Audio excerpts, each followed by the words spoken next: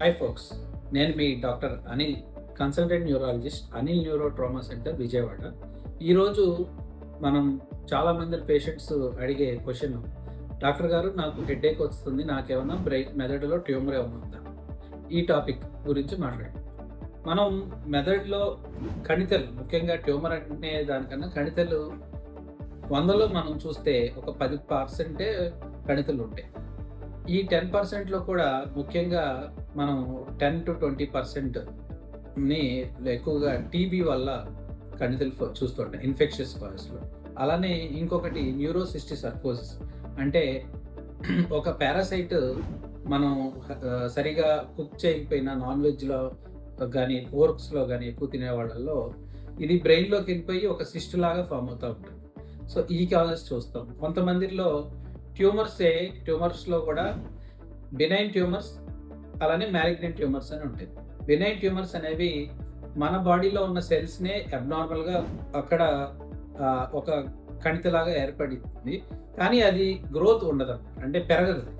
అలానే క్యాన్సరస్ అయితే ఇవి కొంచెం డేంజరస్. ఈ ట్యూమర్స్ సైజ్ పెరుగుతాయి. అక్కడి నుంచి వేరే చోటకి పాకి అక్కడి నుంచి పెరుగుతా ఉంటుందన్నమాట. సో, లక్షణాలేంటి?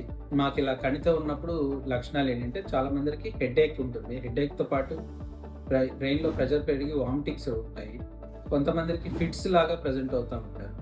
కొంతమంది ఏదైతే బ్రెయిన్‌లో ఏ లొకాలిటీలో అయితే ఉంటుందో, ఆ లొకాలిటీలో వాళ్ళకి వీక్‌నెస్ గమనిస్తాం. ఉదాహరణకి మనకి లెఫ్ట్ మోటార్ ఏరియాలో ఉందనుకోండి, రైట్ హ్యాండ్, రైట్ లెగ్ వీక్‌నెస్‌ని చూస్తూ ఉంటాం.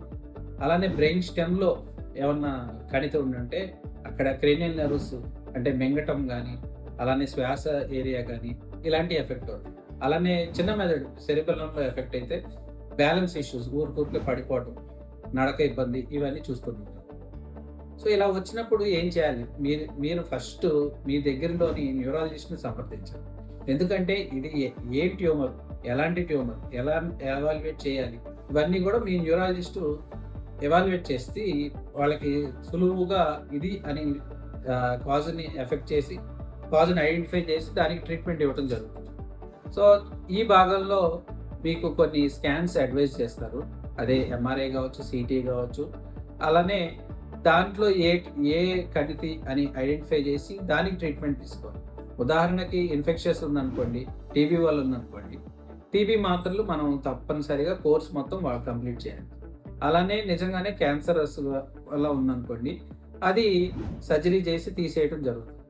అలానే బెనైన్ ట్యూమర్స్, కొన్ని ట్యూమర్స్ అయితే ఏమీ కంగారు లేదు, దాన్ని వదిలేసేయమని చెప్తారు. సో, ఈ జాగ్రత్తలు మైండ్‌లో ఉంచుకొని మీరు న్యూరాలజిస్ట్‌ని సంప్రదించండి. Thank you.